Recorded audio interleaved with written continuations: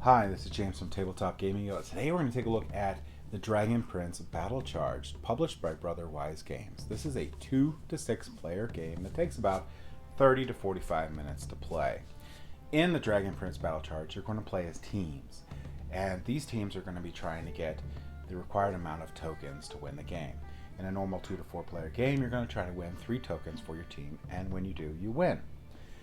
Let's go ahead down to the table here and I'll give you a general overview of how to play the game, and then we'll come back and I'll give you my final thoughts.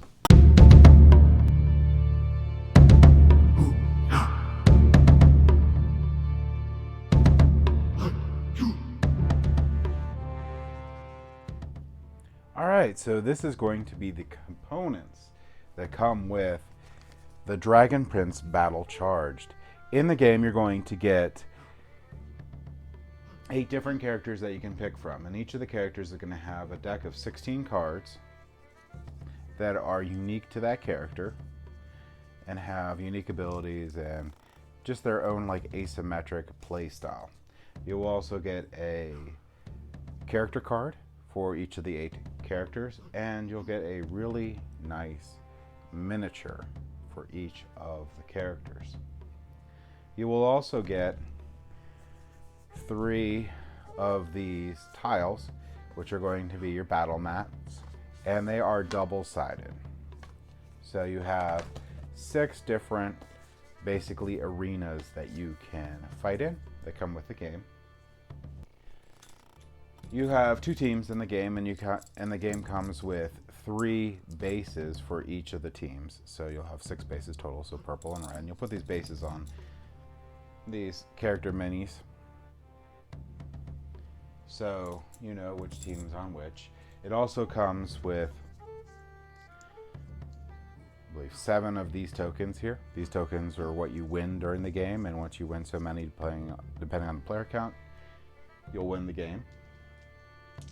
It'll come with these 6 dice, and these dice here are used to track how much charge a character has on their character card. So there's 6 of them because you can play up to 6 players in this game with the variant. And you also have a bunch of heart counters that will be used to track health of each of these characters throughout the game. So this is the components that come with the Dragon Prince Battlecharged. Alright, so the Dragon Prince Battlecharged is a game where you control the heroes of Xadia in a fast-paced magical combat game. In this game, your goal is to deal damage to knock out your foes. If your team achieves 3 knockouts, you win. Now, the 3 knockouts will apply to the normal 2 to 4 player game. So, to start the game, each player is going to pick their characters and put the base on there for their team. If you're going to do a 2-player game, each player will control 2 characters. If you're going to do a 3-player game, 1 player will control 2 characters, and the other 2 players will control 1 character. If you do a 4-player game, everybody controls their own characters. When a player picks a character, they'll take the character's miniature, they'll take the 16-card deck, and they'll take the character's player card. Now, if you're playing 2 characters, you will actually shuffle these decks together. If you're playing individual characters, you won't. You'll have your own little deck. So if I pick these 2 characters here, I would shuffle these 2 decks together and take all the miniatures and stuff for it. You will also get your energy die here, or your charge die, sorry, and you'll place that on here with the number shown below it. So 4, so I place 4. You will also place the number of hearts that are on your character die on this. So in this case, I would be placing 6 hearts. Now for the example of this game, we're going to play a 4-player game. So I'm going to set this up here where we're going to select a battle location and set up all the characters. Now you're only going to put out, for a 2 to 4-player game, you're only going to put out 5 of these tokens. So I'll put out 5 of these tokens too. So I'll go ahead and set that up. Okay, so this is the 4-player setup. Now, if we were going to do 2 players, this or any of those combination where someone plays two players, they would shuffle these decks together.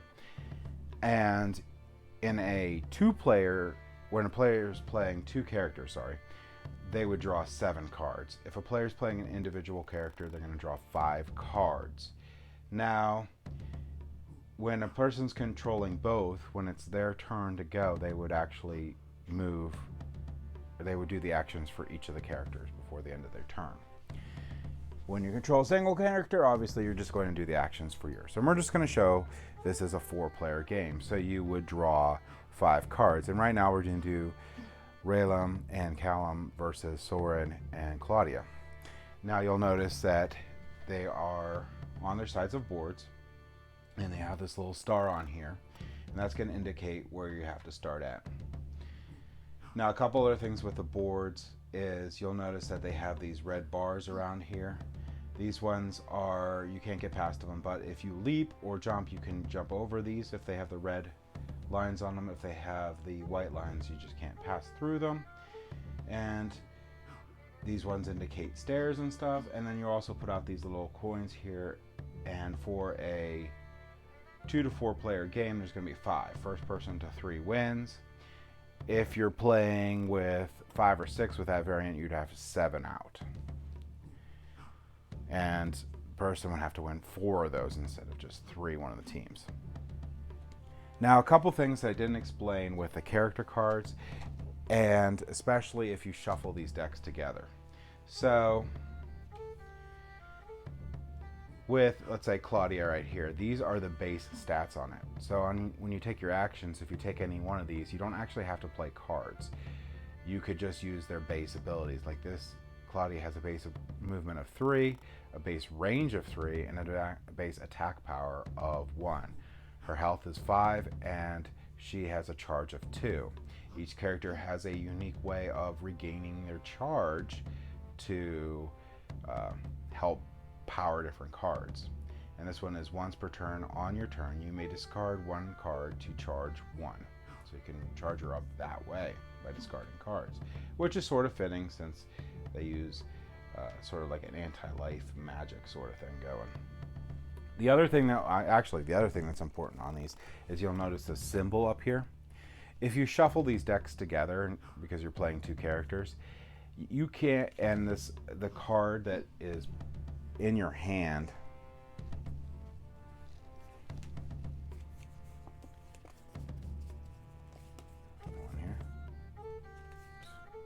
has this symbol here. It can only be played by a character that has that symbol on their player card. So if I was playing both Soren and Claudia, I couldn't play this card for Soren. And there's a couple different cards in this game. Basically, you're going to have your movement cards, which are right here. You're going to have your attack cards, which you could move and attack on your turn, so you can use these. But then you also have going to have your technique cards, which are going to, and your react cards in the game. And the technique cards and react cards, there's not really a limit to them for what you're playing. Some of them actually have, like your react cards can even be played on opponents' turns, and some of them have requirements or whatnot. But you'll notice up here in the upper left-hand corner, some of them also have, you have to spend a charge amount to actually play them. So you'll have to keep that in mind. Now, like I said before, each player has a unique deck that is based for their asymmetric play style. So each person's going to have different varying numbers of these. Alright, to start out the game, everyone's going to draw 7 cards. So we're going to go ahead and we're going to take Ryla and Callum's turn. They're going to go first. So we'll shuffle up these cards, and then we will draw 7. So, okay. So this would be, oops, let's put it this right direction. This would be my hand of cards. Now Ryla starts with 3 charge, and she has some pretty big, like acrobatic movements. Now, one thing I wanted to point out is if you see the symbol right here, This is going to be like your jump symbol or fly or whatever. That'll let you go over these areas with a red border, but you can't stay on it. So you have to land on a space that isn't in this red border area. So I would jump over the balcony or whatnot for that. And you could do 3 actions on your turn, and you could do them in any order. You can move, you can attack, or you can play any number of the technique, react, or ongoing cards. Now, we'll go over those in a second, but so if I move, I can either use her base ability of 3 to move on the board, or I can play this card to not only move, some of them do just move a whole bunch, but some of them also have abilities like this.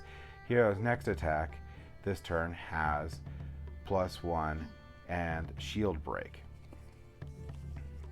Now, the shield breaks are important because there's 2 different symbols. There's the shield break and the shield. When you are able to land an attack, you're simply going to do either the amount of damage on your base ability, or if you played an attack card, those are all moves, an attack card, you get to have this one here if sometimes it's higher, sometimes it's the same. And if nothing else happens, you'll do that amount of damage to another character. Now, they can play cards that have this symbol on them, and if they have this symbol on here, they're going to block the attack. However, you can play the shield breaker here to counteract that. And whoever, at the end, if the opponent can't have enough shields to block the attack, they'll just take the full damage. And that's how that works. Now, there's a couple different types of cards. So your react cards are pretty simple. You're going to play them to react to something. And technique cards, some of them say like the next turn or whatever. If you play a technique card, you could place them on the board here or by your character until they're resolved, and then they go in your discard pile. Now, this is going to be like most other combat games or card games. If your draw pile runs out, you'll actually shuffle your discard pile into your draw pile and draw those up. When you knock out a character, so you remove all their health, you're going to set the character down. You will gain a token, and place it on your team's side. Now, this player can't be attacked, can't be moved, can't be hurt at all. On their turn, they're going to stand up and they're going to go back to full health and full charge, and they can go nuts. So you want to keep that in mind when you knock out a character. You may want to do your attack and then run away a little bit, or defend yourself in some way, because they're going to be completely full health and go straight at you. Oh, one more thing I wanted to mention that I sort of glossed over is range, which is also a very important tactical consideration. So I can use range where 1, 2, 3, I can hit an opponent from a range with my attack, which is really cool if you're going to be facing like someone that has a lot of melee attacks that has to be up close, which has a very low range, like Soren, to try to sort of like hit them, run away sort of thing. So your opponents have to be aware of that. And that's basically all there is. You can't go past your starting health in this game, and when you spend charge, you're going to just reduce the die down to that, or even all of it if you use it all up. And again, you can increase your charge back up by your player's special asymmetric ability to increase your charge. Charge is very important in this game. You can land some pretty big hits or do some really cool things with it. So you always want to keep that as a resource. Positioning yourself on the battlefield is also very important. And working together with your opponent or working together with both your characters is super important. Because like I said, this is a race game and a combat game. The first team to 3 tokens wins the game, and that's it. So let's go ahead back up to the table here, and I will give you my final thoughts on the Dragon Prince Battlecharged. Okay, So we'll just start off with saying I love the Dragon Prince Battlecharged. I love this game. I like combat games in general, and I also love the Dragon Prince series. So that's going to play into it a little bit. Also, the component quality on this game is amazing. The player boards that you put out are really thick cardboard, really, really, really nice. The miniatures are really well detailed on there. And they give you a good amount of characters to play, 8 that come with this base game. So there's a lot of variability and variety that you can do in the game, and also the strategies that each of the players use for each of the characters also creates a lot of variability in the game too. This is the art I love on the game too. The art is amazing. It fits with the Dragon Prince. A lot of them are different scenes in there that are really cool. I like how they set up the asymmetric decks for each of the characters. I think they did a very good job on that. And so overall, I love this game. I like it so much that I can't wait for them to bring out like more expansions with more characters and other battle mats and stuff that you can play on. It's really nice also because it does play in 30 to 45 minutes. It can play up to the 6-player count. It's very easy to teach and very easy to explain and very easy to get going in this game.